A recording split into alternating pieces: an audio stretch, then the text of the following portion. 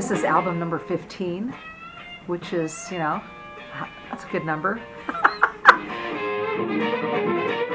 I'm pretty excited about it. You know, it's a tribute album, album of John Fogerty covers.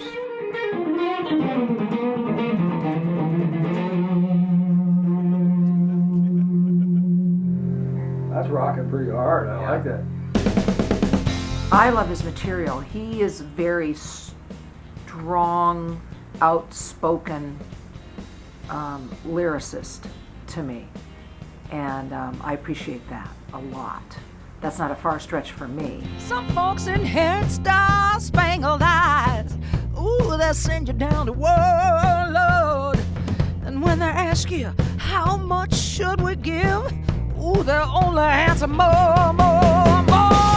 It ain't me. It ain't me. I ain't no military son, no. It ain't me.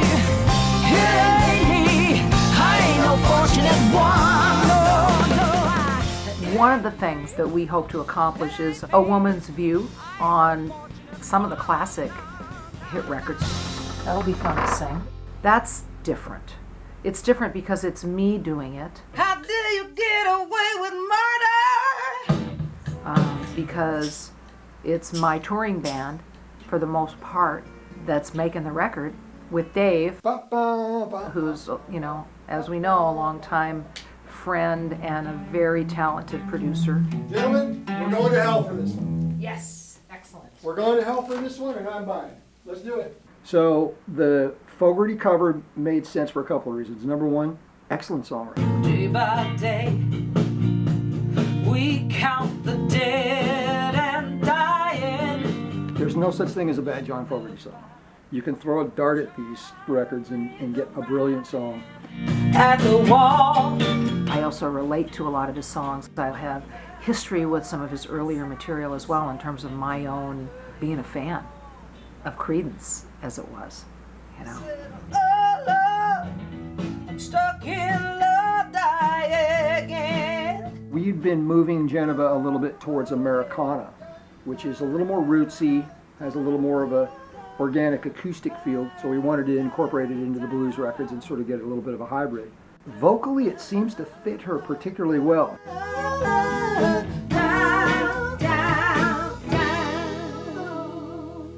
That's going to be really good. She doesn't sound anything like John Fogerty, obviously. Mr. Green. But she has the same ferocity. She has the same sort of blues and soul background. And she loves all of the vocal intent in his writing, which I do as well.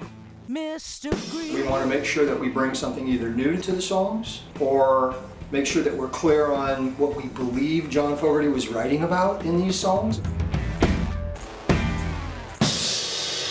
We got the record tracked, which means we got the basic tracks down for bass, drums, guitar, guide vocal, a few overdubs, but that's just sort of the basis. The bones are there. Let's do the thing. Super sexy. I wanna actually date every one of you guys after this take. Here we go. Individually. No, together. Tracking is the first part where you get the foundation of the songs that will become the record. We got to try to push for a little bit of differences here and there without killing the song. It's a John Fogerty song. I don't want those guys coming to my house.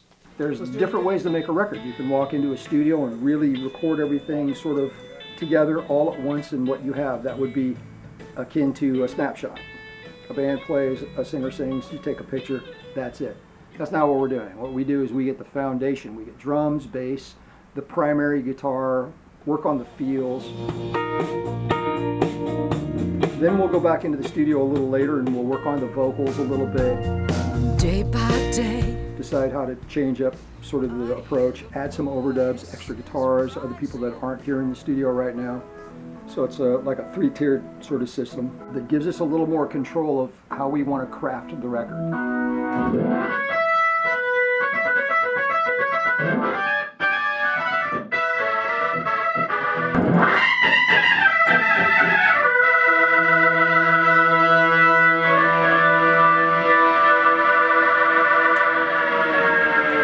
I always have a certain amount of nerves before I start a project. I want to be sure that I have done enough to walk, through the door of the studio feeling prepared, feeling like I know what the songs are, feeling a sense of comfort with each of the tunes. First one, here we go. All right.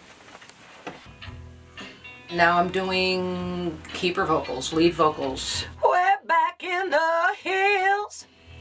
It's really a lot of pressure because this is the final vocals that I'm laying down over the tops of these songs, and the songs are not always complete when I'm singing them.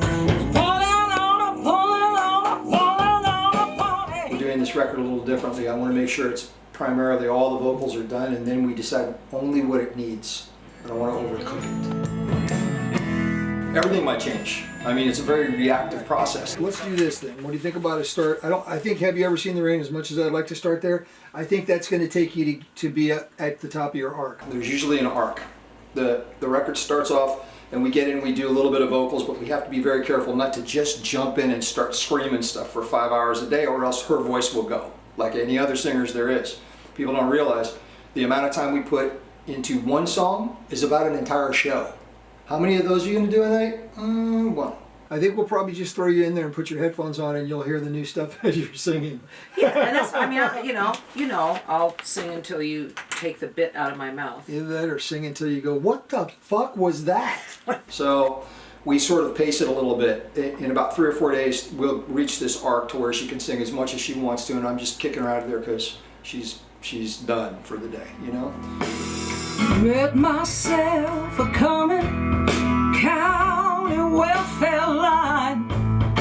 We'll open a song, we'll talk about it, we'll think about if there's an approach that we need to discuss or whether she just rolls in there and does her thing. Saw the people standing 1,000 years in chains. Somebody said it's different now. Look, it's just the same. Please play me some Yeah, lines. wrote a song. That's more of a pretty voice thing, right? Well, yeah, and there's also some emotional content there. How can I tell you? You know I wrote a song. You're gonna have to find a place to put it in. You know what I mean? Yeah, 1971. I'm standing outside the welfare office All right, I'm good with it. in Minneapolis in December, in line, waiting to get in for my appointment.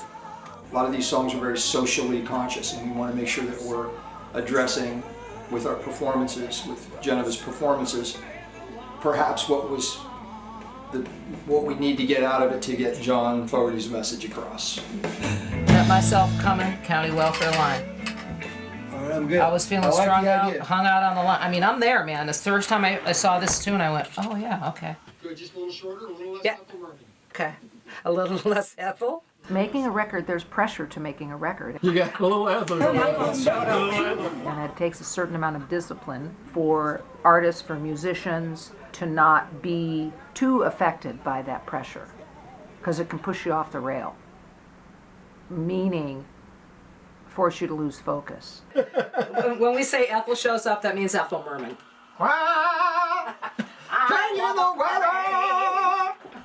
I love a good cover song, but to do a cover song, there has to be a reason to do it.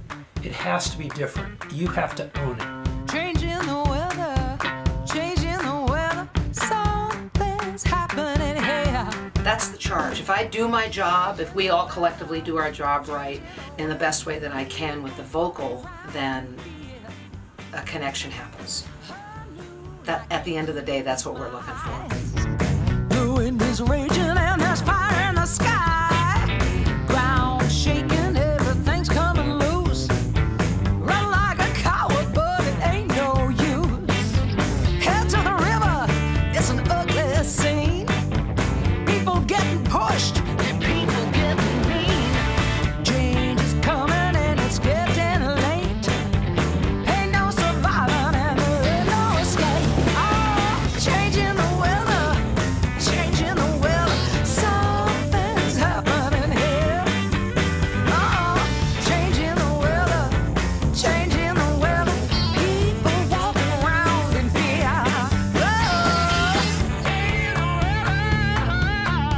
When you hear Janiva's versions of John Fogerty's songs, she's made them her songs in only a way that Janiva Magness can.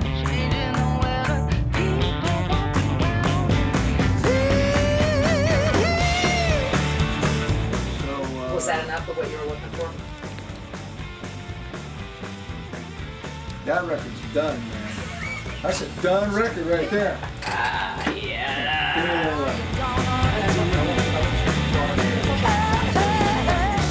One more on the candles, sister. Good job. Shit, that was easy.